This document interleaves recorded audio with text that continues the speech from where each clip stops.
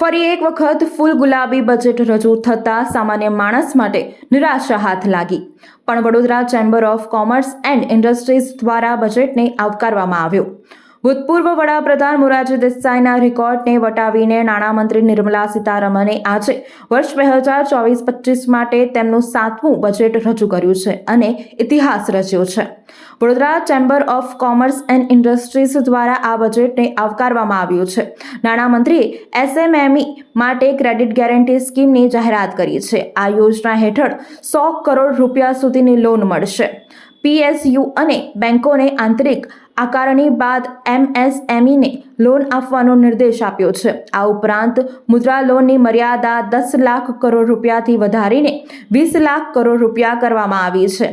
એસએમએમઈને મદદ કરવા એસઆઈડીબીઆઈ શાખાઓ વધારાશે. સામાન્ય માણસ માટે આ બજેટમાં કોઈ વિશેષ લાભ નથી. કોર્પોરેટ સેક્ટરને આના લાભો વધુ છે, એમ Vadodara chamber of commerce and ઇન્ડસ્ટ્રીના senior vice president Himanshu Patel દ્વારા જણાવવામાં આવ્યું હતું. અત્રે ઉલ્લેખનીય છે કે દેશના ફાઇનાન્સ મિનિસ્ટર નિર્મલા સીતારમણે બજેટ રજૂ કરતા દરમિયાન નાણામંત્રીએ કહ્યું હતું કે સરકારનું ધ્યાન ગરીબો, મહિલાઓ, ખેડૂતો અને યુવાનો પર છે. એમ કહેતા સામાન્ય માણસોએ રાહતનો શ્વાસ લીધો હતો.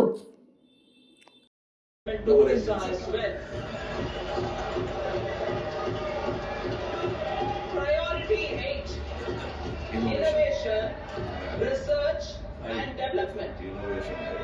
We will operationalize the Anusandhan National Research Fund for basic research and prototype development. Further, we will set up a mechanism for spurring private sector driven research and innovation at commercial scale with a financing pool of 1 lakh crore rupees in line with the announcement in the interim budget. Space economy with our continued emphasis. जी बिल्कुल, आज finance minister Shrimati Nirmala सीतारामनजीए વર્ષ 2024-25 માટેનું જે budget રજૂ કરવામાં આવ્યું એ બજેટમાં ખાસ કરીને જો એમએસએમઈ અને નાના ઉદ્યોગકારોની જો વાત કરીએ તો ખાસ કરીને નાના ઉદ્યોગકારોને આ વખતના બજેટમાં એમની જે આશા અને આકાંક્ષાઓ હતી એ થોડા ઘણા અંશે ફળીભૂત થઈ છે કે જે મુદ્રા યોજના ભારત સરકારે શરૂ કરી હતી અને જે મુદ્રા યોજના હેઠળ પહેલાં 10 લાખ રૂપિયાની લોન આપવામાં આવતી હતી, તો જે નાના ઉદ્યોગકારોએ 10 લાખ રૂપિયાની લોન લીધી હશે અને ટાઈમ પ્રમાણે એને રીપે કરી હશે તો એને એના માટે પ્રોત્સાહનના ભાગરૂપે 20 લાખ રૂપિયા સુધીની લોન મળશે તેવી ઘોષણા કરવામાં આવી છે. મને લાગે છે ત્યાં સુધી નાના ઉદ્યોગકારોના માટે આ એક ખૂબ જ અગત્યની પાયાનું પાસું બની રહેશે. સાથે સાથે એમએસએમઈને જે પહેલાં ક્રેડિટ લિંક ગેરંટી પ્રોગ્રામ હેઠળ કોલિટરલ ફ્રી લોન આપવામાં આવતી હતી એમાં પણ કેપ વધારીને 100 કરોડની કરવામાં આવી છે અને દરેક પીએસયુઝ બેન્કોને એમને ફ્રીડમ આપી છે કે તમારે ક્રેડેન્શિયલ્સને ચેક કરીને તમે અપ ટુ 100 કરોડ સુધી કોલિટરલ ફ્રી લોન્સ તમે એક્સટેન્ડ કરી શકો છો. તો મને લાગે છે ક્યાંક ને ક્યાંક એમએસએમઈમાં એક નવા પ્રકાશનું કિરણ ઊભું થયું છે, એક નવો ઉત્સાહ આ બજેટથી એમએસએમઈને મળશે.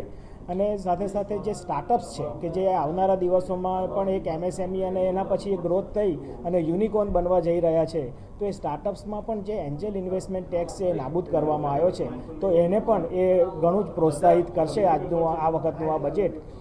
અને ખાસ કરીને આ બજેટમાં એજ્યુકેશન ક્ષેત્રે પણ ખાસી એવી એનાઉન્સમેન્ટ કરવામાં આવ્યું છે અને ફોરેન ઇન્વેસ્ટમેન્ટ્સને આકર્ષિત કરવા માટે જે ફોરેન કંપનીઓના ઉપર પહેલાં જે 40% ટેક્સ હતો એની જગ્યાએ હવે 35% સ્ટેપની જોગવાઈ કરવામાં આવી છે. તો એકંદરે કહી શકાય કે આ વિકસિત ભારતના સપનાને સારું સાકાર કરવા માટેનું એક બજેટ છે. અને એની સાથે સાથે જે ડાયરેક્ટ ટેક્સની હેઠળ જે સેલેરાઇડ પર્સનને જે ઇન્કમ ટેક્સની જે વાત છે, ઇન્કમ ટેક્સમાં એવા ઝાઝા જે આમ જનતાને જે એક્સપેક્ટેશન હતું એ પ્રમાણેના એમને પ્રોત્સાહન નથી ડિક્લેર કર્યું. ઇન્કમ ટેક્સનો સ્લેબ પહેલાં જે હતો એમાં 50,000 જે સ્ટાન્ડર્ડ ડિડક્શન હતા એની જગ્યાએ 75,000 કરવામાં આવ્યું છે. અને એકંદરે જોવા જઈએ તો નવા ટેક્સ રિજીમ પ્રમાણે જેમની આવક 15 લાખ રૂપિયા સુધીની હશે તેમને ગયા વર્ષ કરતાં આ વર્ષ આવનારા વર્ષોમાં 17,500 રૂપિયાનો ફાયદો થશે. At the same time short term capital gain અને લોંગ ટર્મ કેપિટલ ગેઇનમાં પણ ટેક્સના રેટ 2 થી 2.5% વધારવામાં આવ્યા છે કે જે ઇન્ડિવિજ્યુઅલ શેર સ્ટોકમાં કે મ્યુચ્યુઅલ ફંડમાં પોતાનો નિવેશ કરતો હશે, જ્યારે એને રિડમ્શન કરશે ત્યારે પહેલાં જે એને ટેક્સ આપવો પડતો હતો એની જગ્યાએ આ વખતે હવે 2 થી 2.5% જેટલો ટેક્સમાં વધારો કરવામાં આવ્યો છે. તો એ થોડું ઘણું એ એક આશા અને આકાંક્ષાઓથી વિપરીત આમ જનતાના માટે આ ઘોષણા છે એવું મને લાગી રહ્યું છે. આપણે ઓપોર્ચ્યુનિટીની વાત કરતા હોઈએ તો યુવાઓને કેવી રીતે સ્કિલ ડેવલપમેન્ટના એક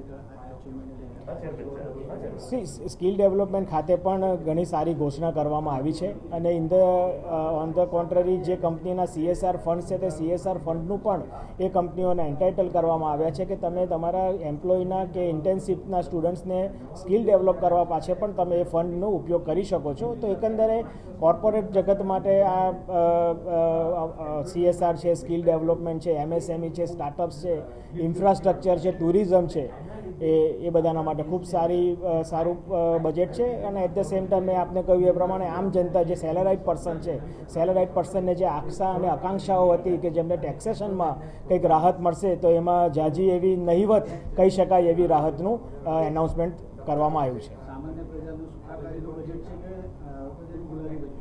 આ બહુ બેલેન્સ બજેટ છે એવું કહી શકાય. કોઈ એક પક્ષ માટેનું બજેટ નથી. આવનારા ભારતના દૂરંદેશી વિકાસને ધ્યાનમાં રાખી અને બનાવવામાં આવેલું બજેટ છે એવું મને લાગી રહ્યું છે, જેમાં યુવાઓને અને રોજગાર ઉપર પણ ભાર આપવામાં આવ્યો છે. Jalendu Pathak, honorary secretary, Vadodara chamber of commerce and industries.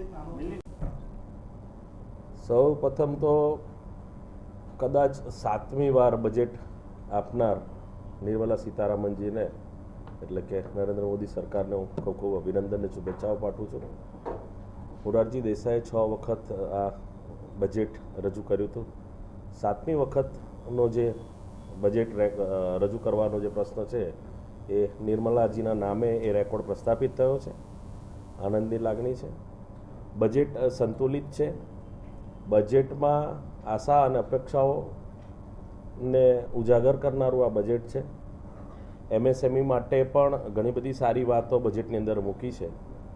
પ્રત્યક્ષ અને પરોક્ષ રૂપે સરકારે MSMEને, સ્ટાર્ટઅપને એ સિવાયના 7 વિષયોને ખૂબ પ્રાધાન્ય આપ્યું છે અને VCCIની દ્રષ્ટિએ આ સંતુલિત બજેટ છે અને અમે એને આવકારીએ છીએ. ખાસ કરીને MSMEની વાત કરીએ જે પ્રમાણે ક્રેડિટ ફેસિલિટી અવેલ કરવાની વાત હતી, જે આપણે રિપેર કરી તેના માટે પણ અપગ્રેડ કરવામાં આવ્યું. મુદ્રા લોન માટે પણ સરકારે બહુ સરસ સ્ટેપ લીધું છે કે જેમને અવેલ કરી છે અને જેમને એ ફેસિલિટી અવેલ કરી છે અને એને રીપે કરી દીધી છે.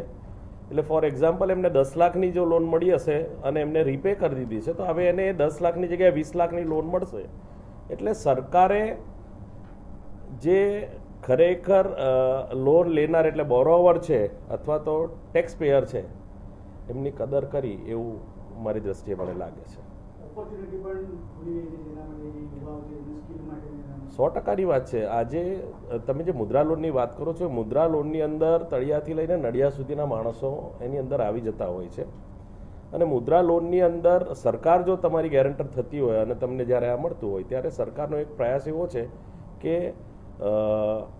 આ દેશનો દરેક વ્યક્તિ એન્ટરપ્રેન્યુઅર બને અને પોતે ઉદ્યમી થાય, પોતે વેપાર ઉદ્યોગ કરે, લોકોને નોકરીએ રાખે, એવી સરકારનો જે પ્રયાસ છે અને સરકાર એમાં કદાચ સફળ થઈ રહી છે એવું દેખાય છે.